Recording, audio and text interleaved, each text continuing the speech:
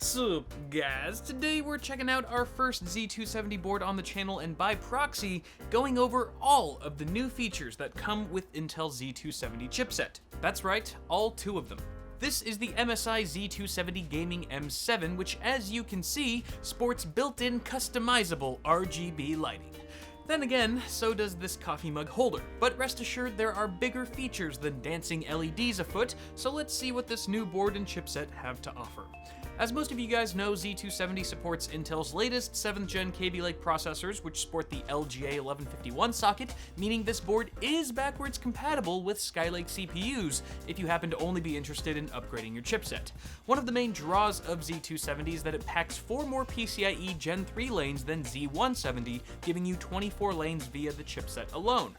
Factor in the 16 lanes available through the CPU, and you've got 40 PCIe lanes at your disposal for things like graphics cards, of course, and storage devices. This is good news for heavy storage users since ports no longer have to share lanes as readily as they did on Z170, meaning more connections on the motherboard can be utilized simultaneously.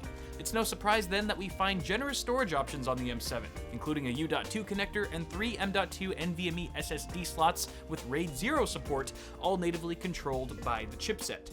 One of the slots even includes a metallic shield with thermal padding underneath to help reduce heat and thermal throttling, which can be an issue for certain M.2 SSDs. When they become available, this is also where you could slot in an Intel Optane drive to be used as a cache for super fast access times. As of now, this high-speed caching feature is only supported by Z270, though most modern chipsets will allow Optane to be used as a regular storage device. Staggered about the M.2 connectors is a trio of reinforced PCIe by 16 slots, which support 2-way SLI and 3-way Crossfire, and apart from 4 DIMM slots supporting up to 64 gigs of DDR4 at 4000 MHz overclocked, you get 6 SATA 6 ports, a pair of USB 2 and 3.0 headers, and another welcome addition found on select Z270 boards, a USB 3.1 header for chassis that are fitted with front panel USB Type-C. Granted, there aren't many right now, but with onboard integration, hopefully we'll start to see more cases shipped this year with our new favorite reversible port.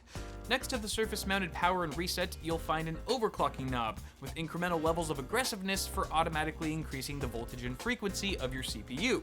With the system powered off, I set the dial somewhere on the uppity scale, and upon my next boot, my 7700K was clocked at a stable 5 GHz at 1.382 volts. If you find the knob inconvenient, users have the option to auto-overclock from within the BIOS as well, which is just as quick and easy. Some other onboard mentions include a debug LED, 6 PWM fan headers, and a 4-pin RGB header for 50/50 LED strips that can be controlled in the MSI Gaming app. As you might have guessed, this also controls the onboard LEDs with a number of effects to choose from, and don't worry, you can disable them entirely if you like. Color accuracy of the LEDs is spot on with certain colors and way off with others, so it's too bad the desktop app only lets you choose between 7 preset colors. When the lights are off, however, I do appreciate the M7's color neutrality for a stealthy, subdued appearance. MSI's Mystic Light app lets you play RGB God from your smartphone or tablet, though the app wasn't finding my PC for some reason, so I couldn't try it out firsthand. On the bright side, MSI's apps support a growing list of third-party RGB products that can be synced in harmony for a cohesive color scheme.